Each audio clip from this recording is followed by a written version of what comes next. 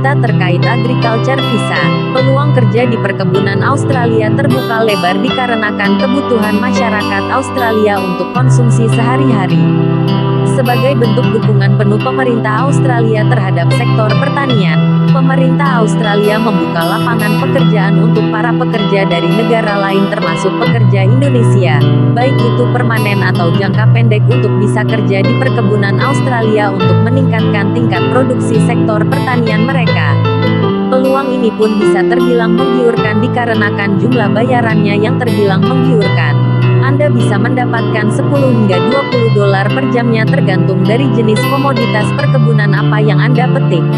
WNI pekerja pertanian bakal bebas visa untuk bekerja di Australia. Kompas.com tanggal 21 Januari tahun 2022. Kementerian Luar Negeri, Kemenlu, RI menyatakan, saat ini sedang dilakukan perundingan antara Indonesia dengan Australia terkait program bebas visa bagi pekerja di bidang pertanian.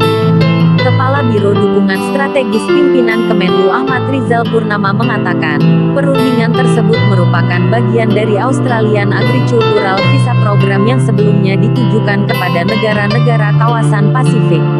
Namun kini Australia sedang membuka kesempatan bagi negara-negara kawasan ASEAN, salah satunya Indonesia. Program ini memang sesungguhnya beberapa tahun terakhir diberi ke negara-negara Pasifik.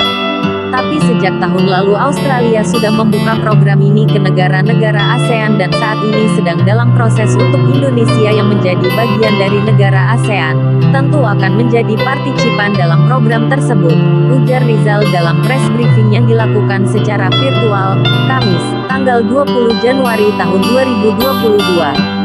Dengan partisipasinya Indonesia pada program tersebut, harapannya akan banyak WNI yang bisa bekerja di Australia untuk bekerja, terutama di bidang pertanian.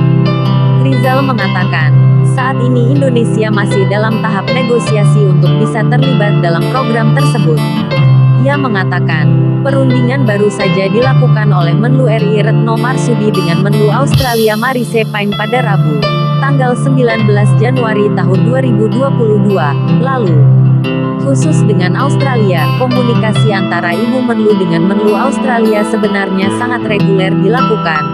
Namun untuk komunikasi terakhir beliau hanya membahas satu isu, terkait proses perundingan atau pembahasan Australian Agriculture Visa Program, kata Rizal. Namun demikian, ia tak merinci secara lebih lanjut mengenai pembahasan antara kedua menteri luar negeri tersebut. Rizal mengatakan, diharapkan Indonesia bisa berpartisipasi dalam program bebas visa bagi pekerja pertanian itu dalam waktu dekat. Terkait dengan hal ini yang disampaikan Bu Menlu, yang menjadi bagian dari negosiasi, yakni dikedepankan perhatian bersama bagaimana pekerja Indonesia bisa bekerja dan mendapatkan perlakuan yang baik, safe. Kita pastikan aspek keselamatan dan dignity ketika mereka, pekerja Indonesia, bekerja di Australia, jelas Rizal. Kata data.co.id, 21/2/2022 Australia akan membuka 1.000 lowongan kerja bagi pekerja migran Indonesia dalam 3 tahun ke depan. Negeri kanguru ini tengah menghadapi kondisi kekurangan tenaga kerja di sektor perkebunan yang krusial bagi perekonomian negara. Upaya untuk mengirim pekerja Indonesia ini dilakukan melalui kerjasama antara House of Indonesia, HOI, Gateway Peti Ltd dan PT Prima Duta Sejati, PDS, yang difasilitasi KJRI Sydney. Penandatanganan ini turut dihadiri Duta Besar RI untuk Australia, Kristiarto Legowo, Konsul Jenderal RI Sydney, Fedi Kurnia Buana, Koordinator Fungsi Ekonomi KJRI Sydney, Trisari Diah Paramita, serta perwakilan dari grup HOI dan PDS. Kristiarto menjelaskan, perjanjian kerjasama ini merupakan tonggak penting dalam kerjasama di bidang ketenaga kerjaan, khususnya ketika Australia membuka kembali perbatasannya. Perjanjian kerjasama ini, menurut dia, juga merupakan wujud nyata pemanfaatan Indonesia-Australia Comprehensive Economic Partnership Agreement, IACEPA, yang patut diapresiasi.